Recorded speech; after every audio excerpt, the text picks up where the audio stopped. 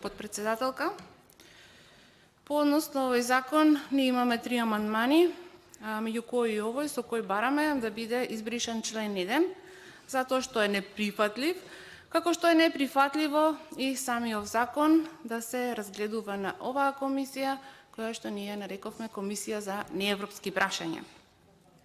Откако е овој пратенички состав во Собранието на Република Македонија, сведоци сме на многу често кршење на деловникот за работа, кој патен постои само формално и на него се повикуваме единствено ние од опозицијата, додека за владеачкото мнозинство исто како да не постои и се злоупотребува на секој можен начин, како што се злоупотребува и оваа Комисија за европски прашања, која што стана матична комисија за протнување на криминал. Сите закони кои власта сака да ги протурка на мала врата и од кои поединци длабоко ќе профитираат, едноставно се ставаат со европско знаменце и овде им поминуваат без око да им трепне дали се штетни за граѓаните или пак се штетни за државата. Таква е ситуацијата со законите поврзани со изградбата на коридорите 8 и 10, кои, откако не пројдоа на матичните комисии, еве ги веќе од вчера експресно се најдоа на комисијата, како што реков, за криминал, и за истите се ограничува време за дискусија и детална анализа. По скратена постапка со европско знаменце и со куп недоследности. Предлог на Законот за изменување и дополнување на Законот за работни односи, кој веќе претходно беше на својата матична комисија, еве го повторно и овде, покрај сите апели и укажувања на нас како опозиција, на Сојузот на синдикатите на Македонија, на експертите, а со своја реакција поносно ова имаше и делегацијата на Европската унија во земјава, која за означувањето на законов и останатите закони поврзани со коридорите, со европско знаменце, кажа дека не е во согласност со стандардите на Унијата. Зошто власта не ги зема во предвид овие апели и предупредувања и зошто толку многу е решена по секоја цена да го спроведе ова што го наумила кога е на штета на државата.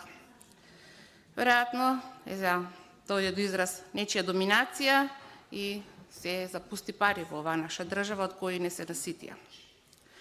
Во предлог Законот за работни односи, овој денес, кој што ни е на дневен ред, за разлика од претходниот, суштински ништо не се менува. Предложениот закон предвидува измена со која се овозможува уредување на местото и начинот на исплата на плата на работници на проекти од национален и стратешки интерес на Република Македонија, потоа можност за работа во недела, тоа е онаа недела која со закон беше прогласена за неработна, нели? Можност за прекувремена работа, подолго од 8 часа во текот на една недела, повеќе од 190 часа годишно. Сега овде е напоменато дека се работи од национален и стратешки интерес на државата по претходна дадена изјава на работникот. Ако работникот се слушаше во нашата држава, немаше воопшто ни да се носи овој закон и многу други кои што се на негова штета. Каква ќе биде таа изјава, имајќи го во предвид фактот дека кај нас работниците се до толку омаловажени и подлежат на куп уцени? Не може да не убедите дека било кој работник ќе се согласи да работи под околности кои што може да бидат и живото загрозувачки за него, и тоа прекувремено, зашто повторно се сомневам дека соодветно ќе бидат платени. Таквата писмена согласност која работниците ќе ја даваат, дефинитивно ќе биде класична злоупотреба, како што ни покажуваат и искуствата во други слични случаи за други права во Законот за работни односи.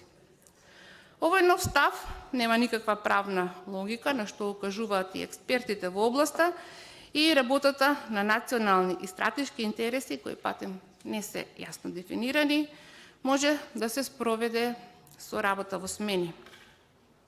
Затоа, донесувањето на овој закон е во спротивност со темелната вредност за владење на правото предвидено во членот 8, став 1, алинеја 3 од Уставот, како и спротивен на членот 9, според кој граѓаните пред Уставот и законите се еднакви.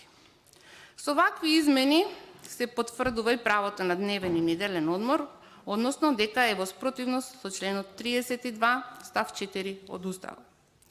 Не само што се крши Уставот, се погазува и одлуката на Уставен суд од 13.7.2022 година, кога го укина членот 12 од Законот за утврдување стратешки партнер за имплементација на проектот за изградба на коридорите. Секоја една демократска држава има за цел и задача да се грижи за општото добро на сите граѓани кои што живеат во неа, а треба да се грижи и да ги заштитува и работниците и нивните права. Но во никој случај не треба да ги искористува и да ја злоупотребува нивната работна способност за лични интереси на поединци кои ќе се богатат на нивната мака. Ако треба и мора да обезбедат потреба од работна сила, тоа нека го направат со ангажирање на зголемен број работници, а не со зголемување на работното време, зашто тоа е крајно нечовечки и нехумано и се отвора простор за ризик по здравјето на тие луѓе. Максималното искористување на работната сила, како што кажав, не е ниту човечки, ниту хумано, но на власта најважна е профитабилноста и затоа се туркаат закони како што овој, со кој не враќаат векови наназад, а при тоа искористувајќи ја работничката класа како алатка за богатење. Во случајов со овој закон, државата наместо да се стави во улога на заштитник на граѓанските и човековите права, ги изложува работниците на максимална исцрпеност од една страна, а од друга страна ќе се трошат купишта народни пари. Ова е крајно неодговорно и крајно дискриминирачко за работниците и воопшто за сите граѓани, зашто власта при очи не прави слепи и манипулира. Продава демагогии дека работи посветено и одговорно, а впрочем прават невиден грабеж. Ако не е така, зошто тогаш сите овие закони се туркаат на сила, зошто се злоупотребува европското знаме, зошто до ден денес никој од нас го нема видено договорот, па дури ни пратениците со безбедносни сертификати. Или може би се прашувам, колегите од мнозинството веќе го видоа. Иако се сомневам дека го виделе, зашто само играат под директива на главниот шериф во државата груби и ризикуваат еден ден да одговараат за своите непромислени гласови за вакви штетни закони.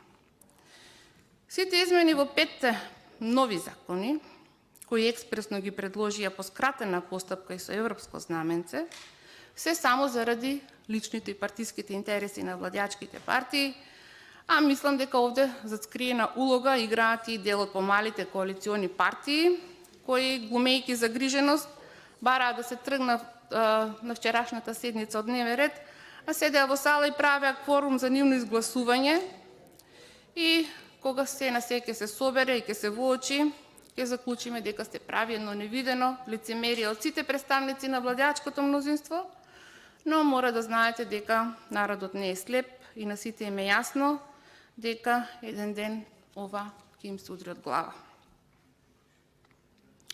Почитувани колеги од мнозинството, дали вие знаете за какво насилие и криминал се работи?